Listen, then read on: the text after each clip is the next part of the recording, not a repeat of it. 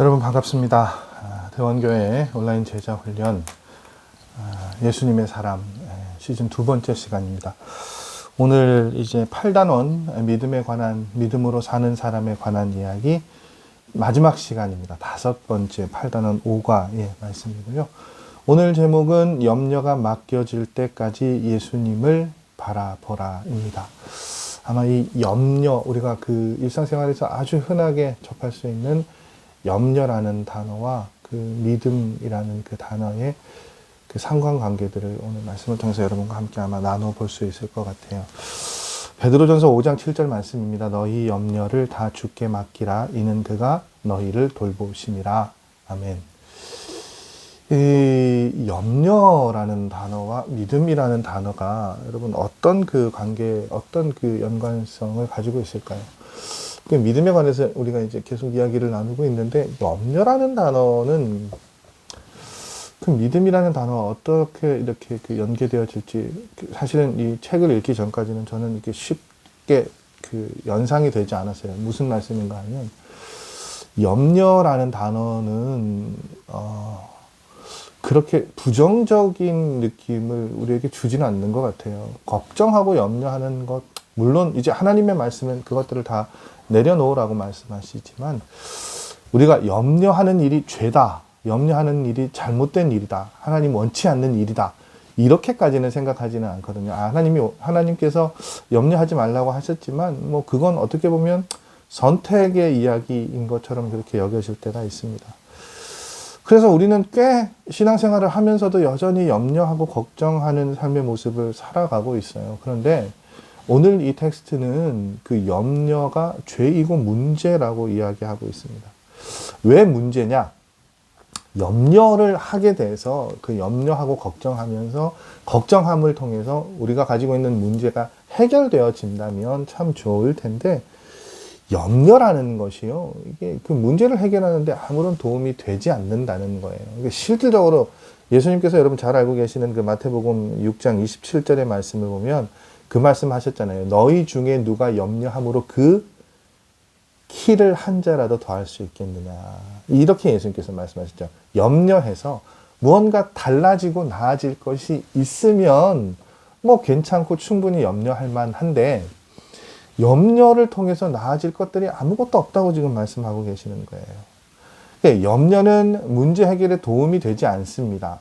더 나아가서요, 굉장히 우리에게 나쁜 영향을 끼친다라고 하나님의 말씀은 염려를 그렇게, 염려라는 단어를 정의 내리시고 평가하고 계세요. 그래서 누가복음 21장 34절 말씀을 보면 이제 이 말씀 예수님께서 마지막 때에, 말세에 성도들이 조심해야 할 것이 무엇인가, 이제 그것들을 우리에게 가르쳐 주시는 말씀인데, 말씀이 이런 말씀이죠. 너희는 스스로 조심하라. 그렇지 않으면 방탕함과 술 취함과 생활의 염려로 마음이 둔하여지고 뜻밖의 그날이 덫과 같이 너희에게 임하리라. 아멘. 마지막 때에 우리가 이제 조심해야 될 것, 경계해야 될 것들을 예수님께서 말씀하시는데, 여러분 방탕하고 술 취한 것 당연히 문제죠. 이거는 뭐 굳이 예수님께서 다시 이렇게 언급하시지 않아도 방탕하고 술 취하는 것 문제고 죄라고 여깁니다. 그런데 그것과 같은 동일한 선상에 어떤 표현이 있습니까? 생활의 염려요. 여러분, 술 취함과 방탕함과 생활의 염려가 같이 취급을 당하고 있어요. 근데 우리가 그걸 같이 취급을 할까요? 술을 취하는 건 우리가 죄라고 생각하고 부끄러운 일이라고 생각하고 하면 안 되고, 그래서 숨어서 하신단 말이에요. 그런데 생활의 염려는요, 그렇게 문제라고 우리가 생각을 할까요? 아니죠.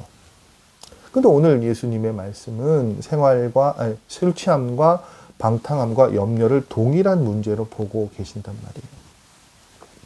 여러분, 우리는 흔히 믿음의 반대말을 불신이라고 그렇게 이야기합니다.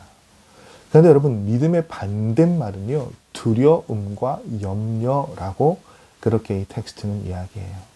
여러분, 믿음의 반대말이 불신앙이 아니고요, 믿음의 반대말이 뭐라고요? 두려움과 염려라고요. 이게 목사님의 그 따님 이야기인데, 뭐 우리 아이들도 다 그런 그 시간들을 경험했겠죠.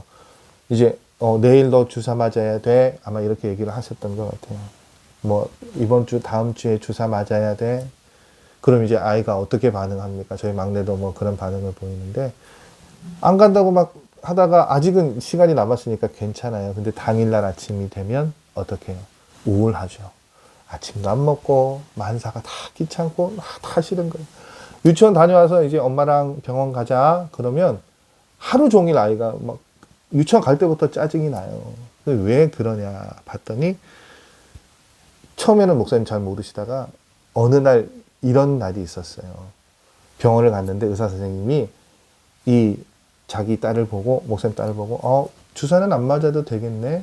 그러니까 이 딸이 어떻게 해요? 너무 기뻐하는 거죠. 그러니까 이 아이는 주사 맞을 일이 어떻게 해요?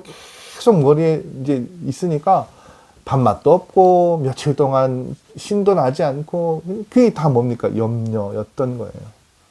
주사가 여러분 뭐라고요? 어른들 입장에서 보면 아이 입장에서는 굉장히 이제 크고 무서운 일일 수는 있지만 사실은 병을 낫고자 투여하고 주사하는 거잖아요. 그런데 유익한 것인데도 아이는 어떻게 해요? 그걸 염려 때문에 그것들을 다 놓친단 말이죠. 염려가 아이의 모든 기쁨을 가져가고요. 어떻게 해요? 입맛도 없게 만들고요. 몇 날 며칠을 우울하게 보내게 만들었단 말이에요. 여러분 염려가 이와 같아요. 그 염려하는 우리를 바라보시는 하나님의 마음이 여러분 그 딸아이를 바라보는 아버지의 심정과 같지 않겠습니까? 염려를요 여러분 이렇게 표현하더라고요. 윤리적인 죄는 아니지만 하나님과의 관계를 깨뜨리는 영적인 죄라고요. 윤리적으로 염려하는 게 뭐가 죄가 됩니까? 그런데 하나님과 나와의 관계를 이게 브로큰하는 그게 염려라는 거예요. 그 죄죠, 죄. 여러분 요한복음 14장 18절 말씀 저 참 좋아하는 말씀인데 예수님께서 승천하실 때 뭘 약속하셨습니까? 우리를 고아처럼 버려두지 않겠다고 약속하셨어요. 내가 너희를 고아처럼 버려두지 않겠다. 그러시면서 뭘 약속하셨습니까? 보혜사 성령님을 보내실 것이라고 말씀하셨죠. 그러니까 우리의 삶에 어떻게 해요? 늘 함께 하시는 하나님이신 거예요. 예수님이신 거예요. 그러니까 그런 예수님의 약속의 말씀이 있는데 우리는 우리의 삶의 걸음이 늘 어떻습니까? 불안하죠. 믿지 못해서 불안하단 말이에요. 염려하고 있어요. 여러분 이것을요 조금 이렇게 좀 더 깊이 이 말씀을 조금 더 깊이 들어가면 이렇게 표현하시더라고요. 우리가 염려하는 것이 우리가 하나님의 자녀가 아니라고 고백하는 것과 마찬가지라고요. 여러분 이러면 이렇게 표현하면 염려가 굉장히 그 염려라는 단어가 가지고 있는 무게가 엄청나게 크게 느껴지지 않으세요? 우리가 염려하면 하나님의 약속을 우리가 어떻게 해요? 믿지 못하는 것과 같다고요. 우리가 하나님의 자녀가 아니라고 고백하는 것과 같다고요. 그러니까 우리가 하나님의 자녀인 것을 믿고 고백하면 어떻게 해요? 무엇이 우리 가운데에서부터 멀어져야 된다고요? 염려하는 것이요. 하나님이 분명히 내가 있으니까 내가 너희와 함께 할 것이니 내가 너희의 모든 것을 다 책임질 것이니 어떻게 해요? 너희는 염려하지 말라라고 말씀하시는데 우리는 염려한단 말이에요. 정말로 염려하면서 뭔가 한 자라도 더 잘할 수 있을까요? 없잖아요. 그 제가 종종 말씀드립니다만 저희 부모님께 뭐 조금 교회 어려운 일들을 제가 말씀드리고 싶지 않아요. 왜 말씀드리고 싶지 않냐면 그 부모님이 물론 이제 기도가 필요할 때는 뭐 이런저런 어려움이 아니라 좀 저희 뭐 양쪽 부모님께 기도해 주십시오. 예를 들어서 무슨 특별한 일이 있습니다. 기도해 주십시오. 그런 기도 제목은 제가 부탁드릴 수 있는데 여러 가지 이제 굉장히 그냥 그 현실적인 여러 가지 어려움들에 대해서는 제가 말씀드리지 않아요. 왜냐하면 그게요. 아무리 목회자의 아내이고 사모님으로 평생을 사신 저희 어머니라도 아들이 부탁을 드리면 기도가 먼저겠어요, 여러분. 걱정이나 염려가 먼저겠어요. 걱정이나 염려가 먼저시더라고요. 그래서 막 애를 막 전전긍긍 하시는 거예요. 아무런 도움이 안 되죠. 예수님 분명히 말씀하셨잖아요. 그 염려함으로 키가 더 한 자라도 자랄 수 있느냐? 아니란 말이에요. 여러분 염려가 참 무서운 것이요. 염려가 스며들면 삶에 들어오게 되면 어떻게 됩니까? 아무리 주변에 은혜로운 상황이나 은혜로운 말을 들어도 소용이 없어요. 염려가 있는 사람은 염려가 가득한 사람은 말씀을 들어도 삶의 열매로 이어지지 않습니다. 염려가 가득한 채로 여러분 신앙생활을 10년, 20년 해도요, 신앙이 자랍니까? 아니요. 왜냐하면 염려가 우리 안에 말씀이 뿌리를 내리고 자라는 걸 가로막기 때문이에요. 마태복음 13장의 말씀이 그것들을 우리에게 이야기하잖아요. 여러분, 그래서 염려를요, 이렇게 이야기하더라고요. 그리스도인으로 하여금 하나님 나라에 집중하지 못하게 하는 사탄의 전략이라고요. 염려가요. 그리스도인으로 하여금 하나님 나라에 집중하지 못하도록 만드는 사탄의 전략이 염려라는 거예요. 그렇죠, 여러분. 실제로 그리스도인은 참 많은데 하나님 나라를 위해서 헌신하는 사람의 숫자는 그 그리스도인들에 비해서 굉장히 적은 것을 보죠. 왜 그럴까요, 여러분? 염려에 사로잡혀 살기 때문입니다.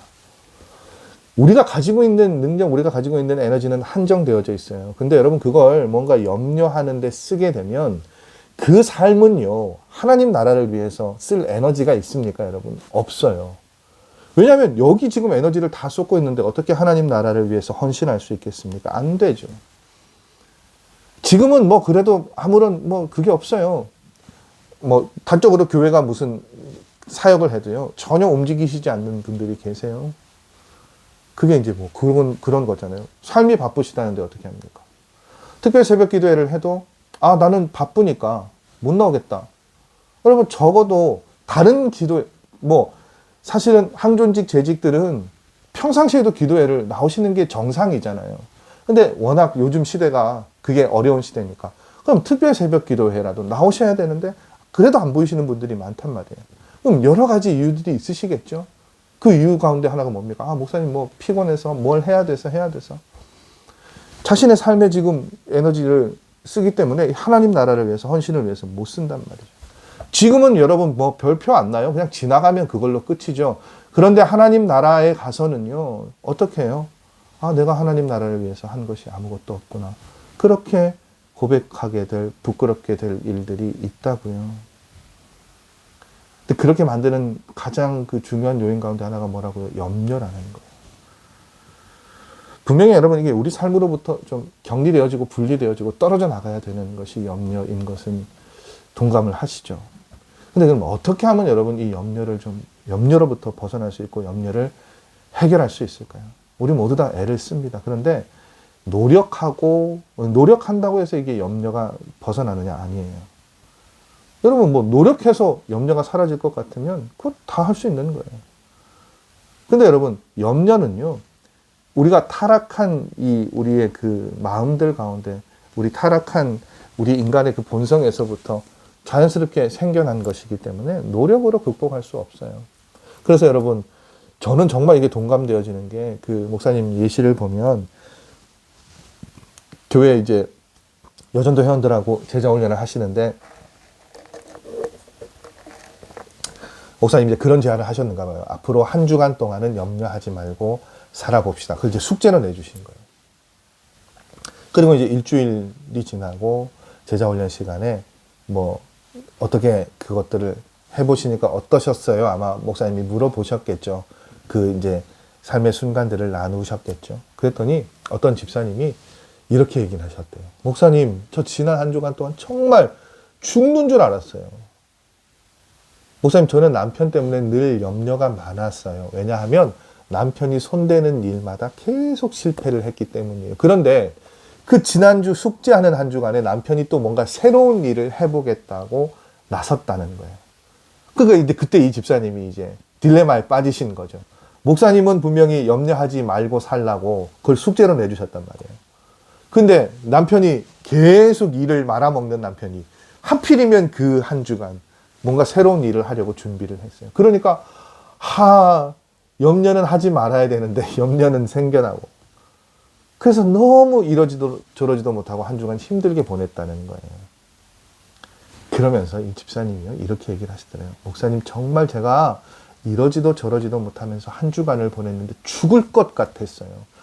차라리 마음껏 염려라도 하면 마음이 편할 것 같은데 염려를 하지 말라는 숙제 때문에 염려도 못하겠고. 그러면서 이 집사님이 목사님께 이렇게 얘기했어요. 목사님, 저는 아무래도 염려 체질인 것 같아요. 오늘로 숙제는 끝났으니까 이제부터는 염려라도 마음껏 해야겠어요. 여러분 어떠세요? 우리 안에 다 이게 장착되어져 있는 모습들과 굉장히 흡사하고 유사하지 않습니까? 염려라는 것을 우리가 그렇게 생활 가운데 가까이 하고 있단 말이죠. 베드로전서 5장 7절의 말씀을 보면 이 염려를 해결하는 방법을 이렇게 이야기합니다. 너희 염려를 다 주께 맡기라. 이는 그가 너희를 돌보심이라. 여러분 염려를 해결할 수 있는 방법 뭐라고요? 맡기는 거예요. 누구에게요? 주님께. 이거 외에는 다른 방법이 없습니다. 근데 여러분 이 일들이 참 쉽지 않단 말이죠. 여러분 우리가 통장에 우리가 마음대로 이렇게 꺼냈을 수 있는 돈이 들어있다고 한번 생각해 보세요. 그러면 그 범위 안에서는요, 적어도 우리가 돈으로 해결할 만한 문제들, 웬만한 문제는 우리가 염려합니까? 아니죠. 아니에요. 왜냐하면 통장에 그만큼의 돈이 들어있기 때문에. 여러분, 우리가 이 말이 뭘 우리에게 시사해 주는가 하면 우리가 주님을 얼마만큼 믿느냐에 따라서 어떻게 해요? 염려를 맡길 수 있어요. 여러분, 그런 표현들 많이 쓰잖아요. 복음을 얘기할 때 저는 굉장히 인상적이었던 게 그런 표현이 있는데, 우리가 복음을 받아들이고 믿음으로 세워져 가면 어두워진 방에 이렇게 스위치를 켜는 것과 같다. 예전에 복음을 배울 때 그런 표현을 제가 들은 기억이 있거든요. 그래서 예수님이 들어오시지 않은 상태가 깜깜한 방인데 스위치를 켜면 그게 이제 믿음을 받아들이게 되고 믿음으로 살아가게 될 때 일어나는 변화를 이야기하는데, 마찬가지예요, 여러분. 우리 안에 예수님을 향한 믿음이 있으면 어떻게 해요? 염려가 사라지게 되는 거예요. 그러니까 믿음이 있으면 염려가 사라지는 거예요. 믿음이 있으면 어두움이 물러나고 빛이 스위치를 통해서 켜지는 것처럼. 그래서 여러분 이제 믿음과 염려가 그런 상관관계가 있는 거예요. 그래서 믿음에 관한 이 8단원의 5 마지막 과가 염려에 관한 이야기가 저는 그래서 나타나는 것 같아요. 여러분 근데 이 믿음이 그냥 생깁니까? 아니죠. 히브리서 12장 2절 말씀, 믿음은 우리가 예수님을 바라볼 때 생기는 거예요. 우리가 예수님을 바라볼수록 믿음은 커지고, 믿음이 커지면 커질수록 염려는 어떻게 해요? 상대적으로 작아지게 된단 말이죠. 줄어들게 된단 말이죠. 우리가 예수님을 바라보는 만큼 염려가 어떻게 해요? 예수님께 맡겨지게 됩니다. 그래서 여러분 염려가 떠나기까지 우리가 어떻게 해요? 주님을 바라보아야 되는데, 이제 텍스트에 보면 그런 표현이잖아요, 여러분. 기도도 마찬가지예요. 우리가 기도할 때 문제를 바라보고 기도하죠. 근데 보면 맞는 것 같잖아요. 문제를 가지고 기도하는 건 맞는 것 같아요. 근데 문제를 바라보는 것, 기도할 때 문제를 바라보고 기도하는 것이 아니라 어떻게 해요? 기도의 주인이 되시는 주님을 바라보고 기도해야 된다고요. 그러니까 우리가 많은 사람들이 기도하면서도 염려하고 걱정합니다. 왜 기도하면서도 염려하고 걱정할까요? 문제를 바라보면서 기도하기 때문이에요. 근데 여러분, 우리가 예수님을 바라보며 기도하면 지금 당장 환경이 달라지지 않아도 그것이 더 이상 문제가 되어지지 않죠. 왜냐하면 예수님께서 우리와 함께 하시니까요. 잘 알고 계시는 빌립보서 4장 6절에서 7절 말씀. 아무것도 염려하지 말고 오직 모든 일에 기도와 간구로 너희 구할 것을 감사함으로 하나님께 아리라. 그리하면 모든 지각에 뛰어난 하나님의 평강이 너희 마음과 너희 생각을, 그리스도 예수 안에서 너희 마음과 너희 생각을 지키시리라. 여러분, 예수님을 바라보고 사는 사람, 그 삶에는요, 여러분, 어려움이 있을 수 있어요? 아니요. 환경이 바뀌는 게 아니라 함께 하시는 하나님 때문에 우리의 마음에 먼저 평안을 얻어요. 그래서 텍스트에 보니까 그런 표현이 있더라고요. 예수님을 바라보고 사는 사람에게는 신앙생활처럼 쉬운 것이 없다고요. 신앙생활처럼 쉬운 게 없대요. 어떤 사람에게요, 여러분? 예수님을 바라보고 사는 사람에게요. 왜냐? 의식주의 문제건 돈의 문제건 건강의 문제건 자녀의 문제건 모든 문제를 예수님께 맡기고 살 수 있으니까요. 어떤 사람이요? 예수님을 바라보고 사는 사람이요. 그런 마음이 어떻게 평안하고 기쁜 거예요. 여러분, 염려를 이렇게 예수님께 맡기면 우리가 하나님 나라를 위해 살 수 있는 힘이 생기죠. 진정한 의미에서 복 있는 삶을 살 수 있게 돼요. 그 책에서 언급된 이상춘 장로님이란 분이 어떤 분이신지는 잘 모르겠어요. 그런데 이분이 교정직 공무원으로 그렇게 일을 하시다가 은퇴하시고 난 다음에 이분이 여주교도소에서 그 재소자들에게 복음을 전하는 일을 하셨대요. 그 사역들을 감당하시다가 어느 날 이분이 간암이 걸리시고 간암을 선고받으시고 이제 생이 얼마 남지 않았습니다. 그 시한부 선고를 받으셨대요. 결국은 이제 그 선고를 받으시니까 이 장로님이 이게 내가 얼마 남지 않았는데 뭐 수술 받고 항암 치료 받고 가능성이 없는 일들을 하는 것보다 남아있는 시간 내가 재수자들에게 복음과 사랑을 전해야 되겠다. 그렇게 아마 생각을 하셨던 것 같아요. 이 장로님이 사시던 집에서 여주교도소까지 버스로 왕복 4시간이 걸렸대요. 그러니까 여러분, 이게 건강한 사람들에게도 사실 쉬운 일은 아니죠. 근데 이 장로님이 이제 재수자들을 만나기 위해서 남은 생을 그렇게 보내셔야 되겠다 마음 먹으시고 계속 그 일들을 하셨던 것 같아요. 그렇게 버스를 타고 왔다 갔다 하시면서 하나님께 이 장로님이 이런 고백을 올려드렸대요. 제가 그대로 한번 이걸 읽어드릴게요. 제 인생에서 꼭 한번 해보고 싶고 가져보고 싶고 되어보고 싶은 것이 많았지만 그 가운데 이루어진 것은 하나도 없습니다. 그렇지만 지금 제 마음은 그 모든 것을 가져보고 되어보고 다 해본 사람들보다 몇 배나 행복합니다. 이 처지에 이 땅에서 보람을 느끼며 할 일이 아직 남아있고 죽음 이후에는 천국이 보장되어 있기 때문입니다. 여러분, 이 장로님은 그 굉장히 힘겨운 투병 중에서도 자신의 육신 아픔에 대해서 걱정하는 것보다 하나님 나라를 위해 살았어요. 그래서 그 상황 가운데서도 하나님, 저에게 무슨 일을 시키실 겁니까? 그렇게 기도하셨고 그 자신을 통해 일하실 그 하나님의 일하심을 기대하면서 사셨대요. 그래서 여러분, 이 이상춘 장로님은 병원의 진단과 다르게 기적처럼 5년 정도 더 삶을 사셨고요. 아가페 교육이라는 것을 통해서 이 재소자들에게 복음을 전하셨는데 그 가운데 한 30% 정도가 예수님을 영접하고 세례를 받았다고 이야기합니다. 여러분, 우리가 염려하는 이 시간, 하나님께서는 우리가 그 염려를 하나님께 맡겨드리고 하나님 나라를 위해 우리가 힘써야 할 것들이 있다고 말씀하고 계세요. 여러분은 여러분의 염려를 맡기고 하나님 나라를 위해 여러분의 삶 가운데 힘써야 할 일들이 무엇가 있다고 생각을 하십니까? 그것들을 좀 잘 돌아보실 수 있는 여러분들 되셨으면 좋겠어요. 여러분, 기억하십시오. 우리가 믿음으로 사는지 믿음으로 살지 못한지 그것을 구별하는 기준이요. 오늘 말씀은 뭐라고요? 우리가 염려하느냐 염려하지 않느냐, 그것을 통해 그것들이 구별되어진다고 이야기합니다. 염려는요, 예수님을 믿고 예수님께 맡기고 예수님을 바라볼 때 떠나가는 것이라고 말씀하고 계시죠. 그래서 믿음의 반대말은 불신이 아니라 뭐라고요, 여러분? 염려와 두려움이라고요. 기억하세요, 여러분. 염려는 윤리적으로 죄라고 말할 수는 없지만 뭐라고 제가 말씀드렸습니까? 하나님과의 관계를 깨뜨리는 영적인 죄라고요. 이 죄를 해결하는 방법은 염려를 주님께 맡기는 거예요. 여러분, 믿음은 어떨 때 생겨난다고요? 우리가 주님을 바라볼 때 생긴다고요. 주님을 바라보면 믿음은 커지고 염려는 줄어들게 됩니다.